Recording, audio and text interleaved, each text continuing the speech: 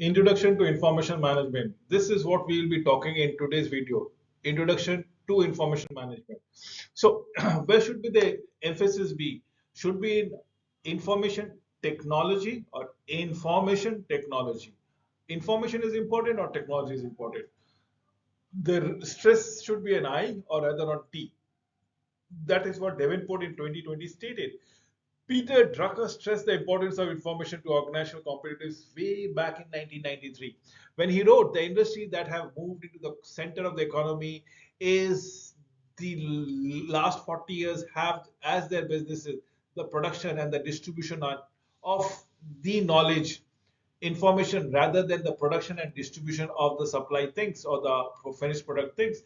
What are we trying to do around here? It is where the intelligence has been generated, information has been generated as in where the requirements are, where the needs are, where the customer demands are. That is more important rather than you keep on producing on your front and probably you never know when probably you never come to know that the demand or the requirement or the customer demands has extinguished altogether. So you end up producing a plentiful of goods and inventory goes big and which incurs cost. So what is important? Is it information which is important or the technology that is important? The importance of information in today's world. Three perspective. It is an information society, it is an information economy, and it is the information age. What is the implication of each of us to us as a manager? Is it the information society wherein knowledge is available everywhere? Should I use the word knowledge or information? Information is available everybody, everywhere, and some of them are making some sort of knowledge or sense out of those information. So it's an information society. There is an information economy and there's an information age. Martin in 1995 says about information without uninterrupted flow for these vital resources, society as we know it would run quickly into difficulties with business, with industry, with education, leisure, travel, communication, national, international affairs, everything, believe me, everything is susceptible to disruption. They are vulnerable to disruption altogether. In more advanced societies, this vulnerability is heightened by an increased dependence on the enabling power of information and communication technology. Thereby, this should be kept in mind. The information society defines this has been defined by United Kingdom Information Society. 1997 says a society characterized by high level of information intensity in everyday life of most citizens in most organizations and workplaces by the use of common or compatible technologies for a wide range of personal, social, educational, and business activities, and by the ability to transmit and receive digital data rapidly between places, irrespective of the distances as the case might be. This is what we are looking forward to. Every business is an information business. Information is the glue that holds together the structure of all business. Rust and events stated in 1997. We have reach. How many in a market who are exchanging information? We have richness, the depth and the media usage for the information. We have affiliation, effectiveness of links with partner. This is information economy. We are talking about reach, spread to the last mile, to the last individual, richness, the quality, the depth of the media that been utilization. Affiliation is the like-minded thinking in links with partners. So yes, we are talking about reach. We are talking about richness. We are talking about affiliation thereby. So challenges of information management, they has to be relevant. How do we find information that is been relevant to our decision? Believe me or not, there are a lot of fake news which are circulating in the social media. Accessibility, how do organizations make relevant information available to employees and partners through computers, application, web, and email? How is the knowledge used to apply the information captured and shared between employees? Legality, how do an organization ensure that they are using customers, employees, and market information in accordance with the legal and ethical standards? Security, and how do we protect this information from accident and deliberate threats? Values, how can this information help the organization reach the business objective. So what are we talking about here? We are talking about relevance. We are talking about accessibility, legality, security, and value, which is of prime importance for our organization to sustain the very business that it is in. So using information to support processes. What are the processes? Please understand, the first and foremost thing is to understand the market. The market comprises only of customers. Second is to develop vision and strategy. Third is to design product and services. The fourth is to sell and market product. What we are producing, whatever we are producing, we deliver those product and services. Whatever we are producing for the service organizations, and this is where we are billing the customers, end users to do it. So the management process, this was all about the business operation. The management process is having a employees, set of employees or human resources, the information resources, technology, where every transaction is moving, wherein every identity or items have been moved around. Manage financial and physical resources, manage environmental, health and safety issues, manage external relationships, manage improvement and changes thereby, and how do you go across with it.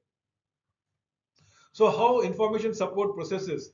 Information enables organizations to sense what is happening in the external environment, respond accordingly to their strategies, their tactics, research demand for new product, monitor and control operating process for efficiency and improve them to save time, to save money. Exchange information with partners such as suppliers as a part of the operational process.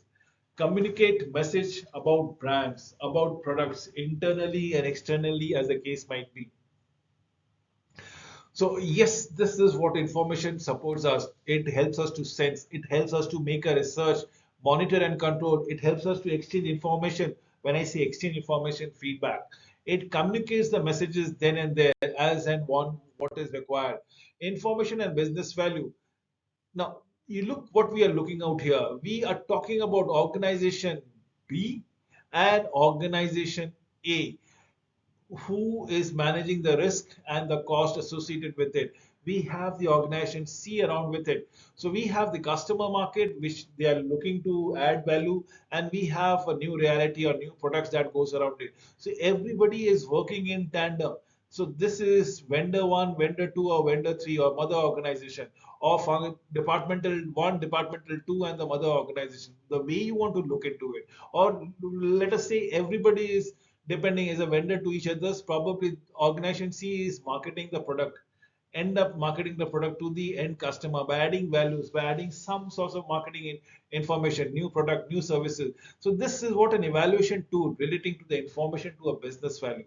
An organization uses the information in every axis, mind you, every axis, which can be accessed from low use of information as rated as 1 to high use of information rated as 2.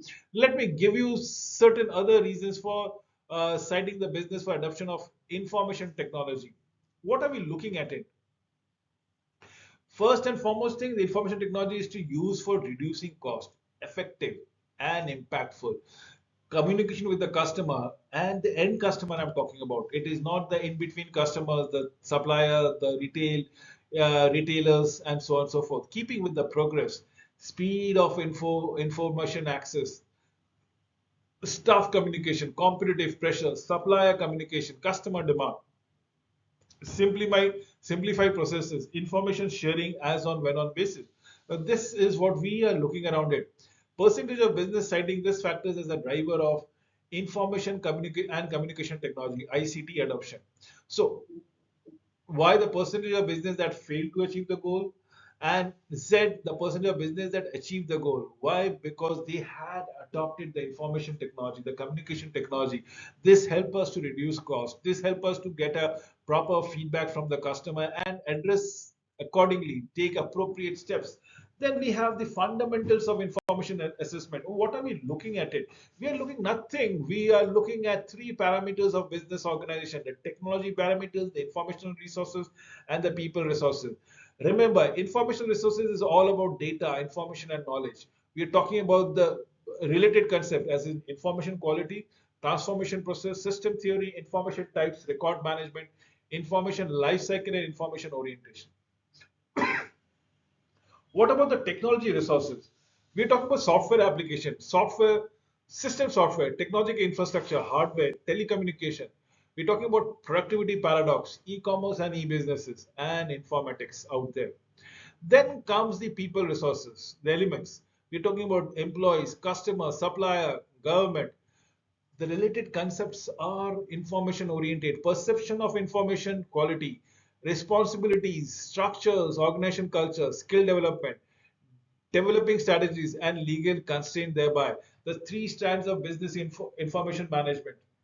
We are talking about information, we are talking about people, we are talking about technologies, we are talking about everything encompassing the businesses thereby.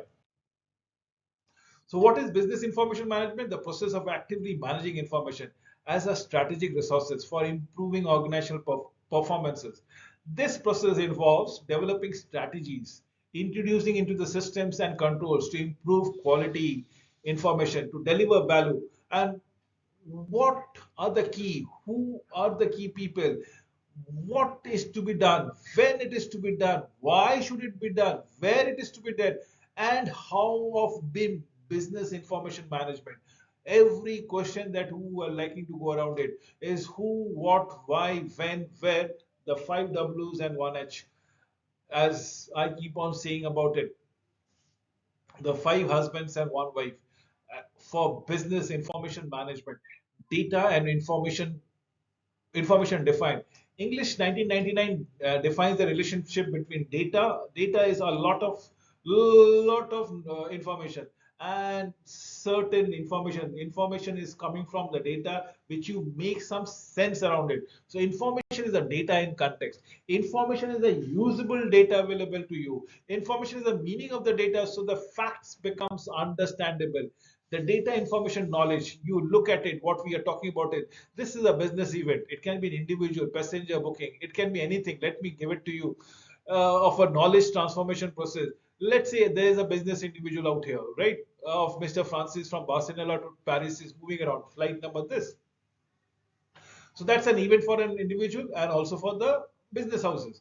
What is the collection process? What is the data, total flight utilization? How many seats were booked around it? Where the booking were on time? How many were booked?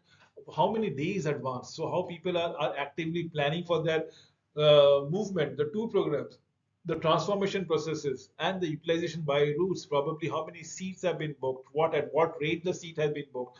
So we are talking about an 80% occupancy, and that is where the application comes and develop our knowledge as to if 80% occupancy has to be enhanced to 100%, or probably even with the 80% can we increase the revenue model altogether. How do we take it compared to the industry, compared to the norms for this route, time, suggest solution, and enhance utilization. Data visualization of the same thing is all how the flights are moving around from one information to another information, as in the European flights from Birmingham to International Airport. The 4 C's of information transformation: context, calculation, classification, and condensation. Context is displaying a data item relative to other data items, such as time series or trend graphs. Sorting data alphabetically or numerically is another example of contextualization. Then comes calculation, producing, deriving metrics such as calculating a percentage capacity utilization. Classification or categorization, grouping information into different categories. Example, all flights into a particular country. Condensation, aggregating or totaling information is always important in presenting business event data as summary information. For example, total sales on a route. Filtering is also used to summarize information. For example, show me all the flights that were delayed by at least 2 hours. Then comes the organizational system. What are we looking into it? See, this is the organizational system. It's the environment that you people are working around it. You have the processes for the general. This is the environment, right? This is the processes, the organizational processes. The organization process gives an input. What are the input? The finance, revenues, HR, human resources, physical resources, data, information. What does the organization do? They churn it, makes new product, manufactures, distributes, and sales.